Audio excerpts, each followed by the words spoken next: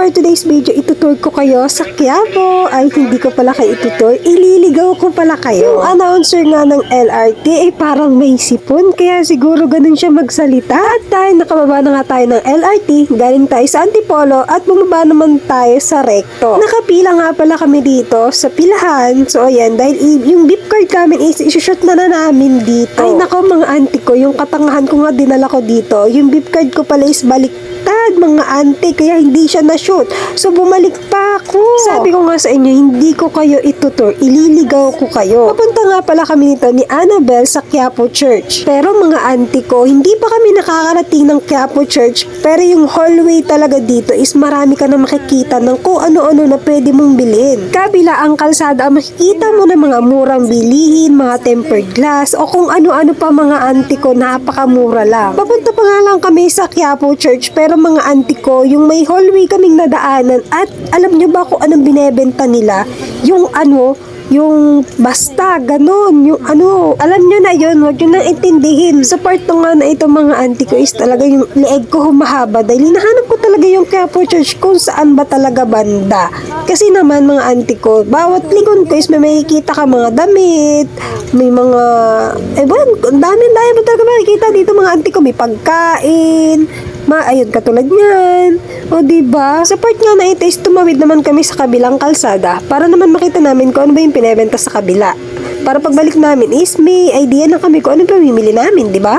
Pero dadaan muna talaga kami sa church. Itong Plaza Miranda na to, dyan nyo makikita ang mga auntie ko na bundle-bundle pwede nyo bilhin.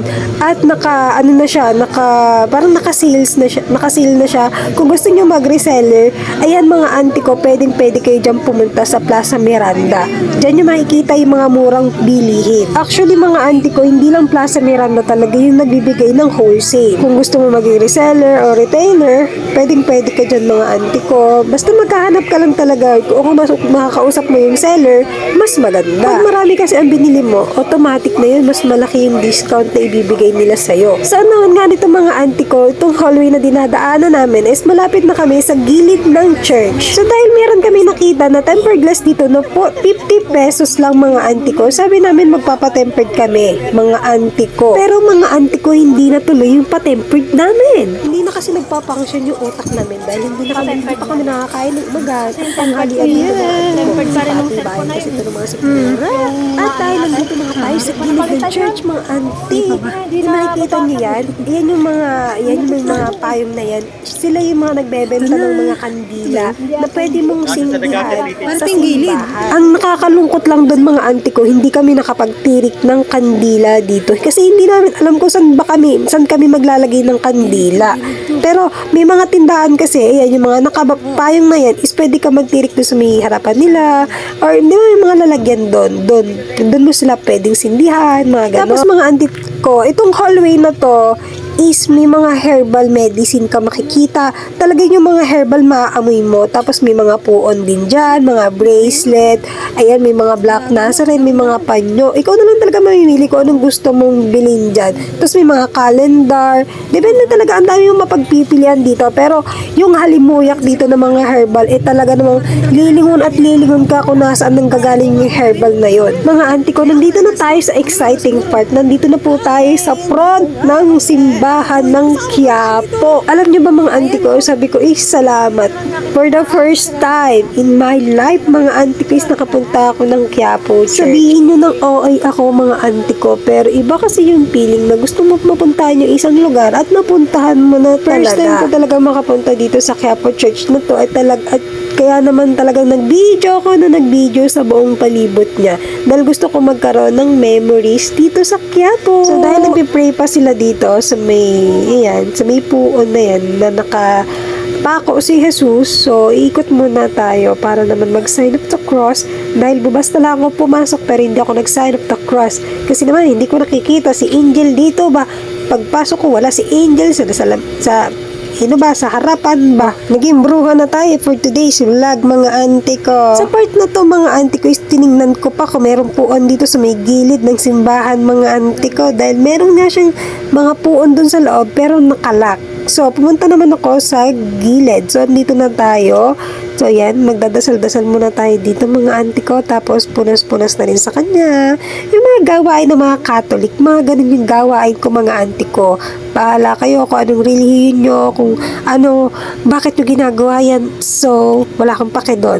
Okay? Kumahanap nga lang pala ako ng tiyempo para makapahawak dito sa, ano na to, ayan, dito kay Jesus na nakapako. Nagharap lang talaga ako ng tiyempo dyan mga auntie ko dahil alam nyo naman, marami rin nakapila dito. So, nag-uunahan din sila na makahawak dito sa cross na to. So, ayan, sa kanya, na yan, hintayin na lang natin sila for respect na din sa mga nauuna at gustong humawak. Mga ganun lang mga auntie. So, habang naghihintay tayo is mag-pray-pray muna tayo at pasasalamat kay Jesus sa lahat-lahat na ibinigay niya para sa akin. Asan siya na talaga kung ganito ko magsalita mga ate? May sipon kasi ako. Barato pa yung ilong ko, kaya nahirap ako magsalita. After a minute, a hour, ayan, malapit na tayo makahawak sa kanya mga ante. Kasi may problema ako eh. Hindi ko alam kung abot ko ba siya. Nagdadalawang isip talaga ako kung abot ko ba talaga siya dahil gusto ko na talaga siyang hawakan. Sa part na ito is talagang sinubukan ko na. Bahala na, patigasan na lang, palakasan na lang ng loob kung abot ko ba to. Ganun lang. So, awa ng Diyos, yung paa na hawakan ko.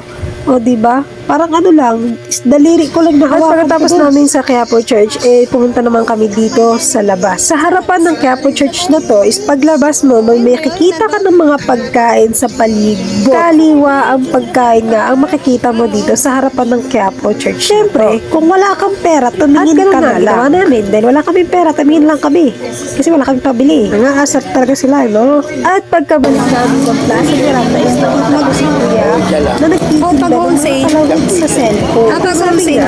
Ilang piraso po yung wholesale? 10. Wholesale. Pag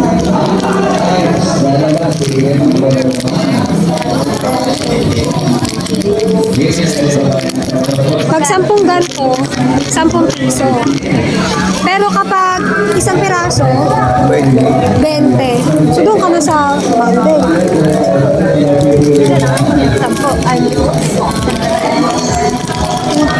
10 isa eh. 10, 20, 30, 40, 50, 60, 70, 80. I like this. Bila ko na ito.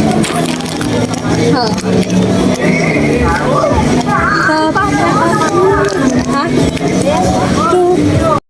At pagkatapos namin makabili ng palawit sa cellphone is nakakita kami ng chineto for only 150 pesos na Crocs mga auntie ko. Napakamura. Oh, di ba napakamura. Pero pumunta kami sa ibang shop. Ang mga auntie ko, mamahal ang mga paninda. So ito nga nakakita kami ng unan. Ang lambot niya mga auntie ko. Sarap niyang yakap-yakapin. Ganon. Napakalambot. Window shopping lang talaga kami dito sa shop na to. Kasi naman mga auntie ko, ang gaganda ng mga quality ng products nila, item nila, pero mga auntie ko wala kami pambili. Pricey din kasi. Kaya nag-window shopping na lang kami ni Annabelle. Kaya sabi ko sa kanya, Bel, panglabas lang tayo, hindi tayo pwede dito sa loob. Hindi natin kaya yung presyo, kaya labas na tayo. Kaya bumaba na kami ng hagdan. So sabi ko, video-video muna. Nadami ko pa rin siya. Pagkatapos na ating pumunta dito sa Quiapo, pupunta naman kami ng Divisoria.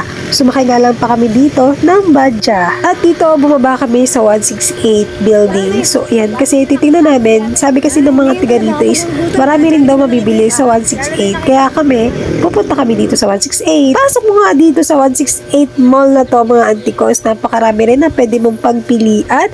Marami ka rin makikita dito ng mga gamit. At hindi lang yung mga auntie ko. Meron din kami napuntahan na napakamurang mga cellphone. Murang mga gadget, murang TV, mga appliances, mga auntie ko, napakamura. Bundle lang siya mga auntie ko. Tapos, ang grabe, gusto mong bumili pero wala kang pera. Alam nyo ba, yung mga laptop dito, napakamura lang mga auntie ko. Below 5,000 lang yata. Tapos, itong mga TV na to, iyan mga auntie ko, bundle na yan, magkakasama yan sila. Kaya, di ba, napakamura. Saan ka pa? Ako gusto ko talaga magkaroon ng TV kasi wala akong pambili. Kasi mga auntie ko, hindi ko kaya yung price. Mura lang siya mga auntie ko, pero wala akong ganyan mga auntie. Kaya kung pupunta kayo rito sa 168 mall na to, hanapin nyo lang itong shop nila. Alam ko na sa ano to eh, second floor lang siya. Hindi kami nakaakyat ng second floor o first floor, mga ganon. Kasi ikot-ikot na kami, hindi na namin namalayan kung nasaan kami. Hindi ko namin alam kung nasaan na kami. Tapos hindi na rin namin alam kung paano kayo papasok. Ay lalabas. Sabi ko naman sa inyo, hindi tutor eh. Ililigaw ko kayo sa vlog na to. Siguro kung may 20 mil lang ako, baka binili ko na tong TV na to. Hindi ka nalugi eh, kasi may marami siyang freebies na kasama. Diba? At pagkatapos namin pumasok ng 168 Mall, is pupunta naman kami ng 99 Mall. O, diba? Ang dami namin pinuntahang mall, mga auntie ko. Pero ang nabili namin, wala. Kasi naman mga auntie ko, ang hirap mamili. Ang hirap mong mamili talaga dahil iba't ibang mga ganda ang pwede mong makita, iba't ibang presyo yung makikita mo, maririnig mo sa kanila, mga ante. Nakabili naman kami ng mga damit sa bata at regalo na rin sa mga inaanak naming maliliit. Nakabili nga lang pala kami ng mga pangregalo dito. Alam nyo ba kung magkano, mga auntie ko? For only 100 pesos, 4 pieces item for only 100 pesos. O diba napakamura? Pero sa lugar namin, dito sa amin sa Baras, ate ko, mga 100 pesos na siya. Kailangan lang talaga pag pupunta rito malaki ang pera mong dala-dala. Kasi kung anong gusto mong bilhin, talagang gusto mong bilhin eh.